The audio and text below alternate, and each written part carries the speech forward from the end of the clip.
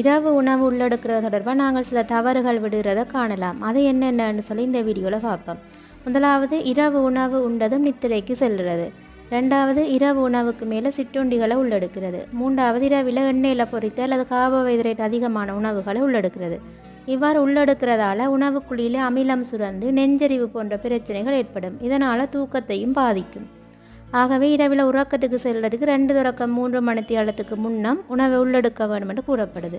அதே நேரத்தில் பாரம்பரியமான சித்த வைத்தியத்தில் இரவில் 7 மணிக்கு மேலே உணவு உள்ளெடுக்கிறத தவிர்க்குமாறு கூறப்படுது. அதோட இரவில் தயிர், கோதுமை, பச்சை காய்கறிகள், மைதா, கோப்பி, அதிகளவு உப்புள்ள உணவுகளை தவிர்க்குமாறு கூறப்படுது. இரவில் கலோரி குறைந்த எளிதில் ஜீரணிக்கக்கூடிய உணவுகளை உள்ளெடுக்க வேணும். குறைந்த கார்போஹைட்ரேட் கொண்ட உணவை அளவோடு உள்ளெடுக்க வேணும்.